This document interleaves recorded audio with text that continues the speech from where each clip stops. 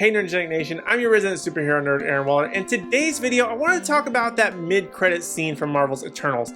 Now I think it goes without saying, if you have not yet seen Marvel's Eternals, you should probably turn this video off and see it first, unless you just want to be spoiled, so this is your spoiler warning. I'm going to be talking about that mid-credit scene involving a certain character and another character that does kind of appear. So if you don't want to know, make sure to turn the video off, like this video and save it to your playlist, whatever, so come back to it after you see it, but we're going to get into some really weird details. In the post-credit scene in question, Dane Whitman, played by Kit Harrington, anxiously opens a box containing an inscription in what is known as the Ebony Blade, wielded by the Black Knight. Now we haven't done a video yet on the Black Knight as of the recording of this video, but you should definitely subscribe because there might be one coming up soon. But essentially what it all boils down to is that Dane will become the Black Knight, which for Marvel fans who already know about the Black Knight, that's not really a surprise considering he's like the main character that we know as the Black Knight. The more shocking element to this scene, however, is the voice that speaks to Dane as he goes to pick up the Ebony Blade. The voice asks, "Are you sure you're ready for that, Mr. Whitman?"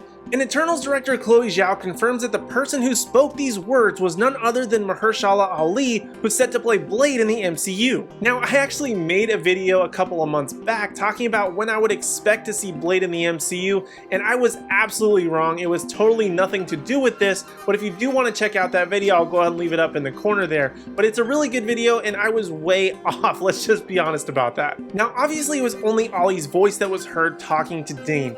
Now, it was only Ollie's voice that was heard and he wasn't depicted at all. But nonetheless, I find it very strange that he would show up in the Eternals movie of all things, and that leads to a lot of questions. Like, what does Blade want with Whitman? What possible relationship could they have other than just being sword enthusiasts? My guess is that Blade may have known the previous owner of the Ebony Blade, and thanks to his condition of being half human and half vampire, he's going to be the one to explain Dane's very complicated family lineage. But other than that, to me there's really no reason that these two should be talking to one another.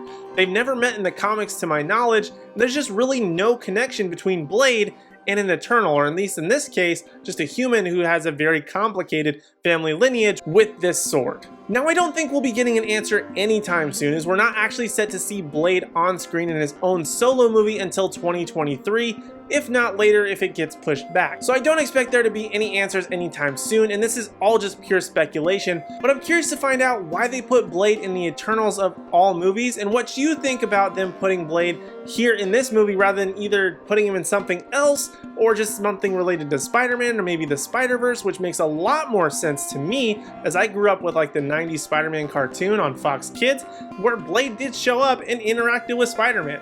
I felt like that made a lot more sense, but I would love to hear what your thoughts and opinions are down in the comment section down below about this character showing up in this movie, or at least hearing him for the first time.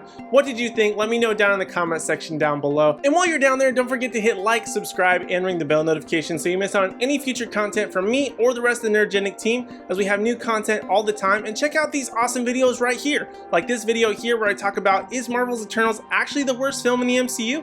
We answer that in that video right there. Or check out this video right over here where we talk about the trailer for Morbius, and could it possibly be a comic book horror fan's dream come true? So exciting talking about Morbius finally. Feels like it's been forever since that movie was announced. But go ahead and check out both of those videos right here, or check out any of the other videos like my History of playlist, where we're going to be doing the history of the Black Knight very, very soon. You don't want to miss out on that. But other than that, thank you guys so much for watching. We really do appreciate it, and we hope to see you in the next video.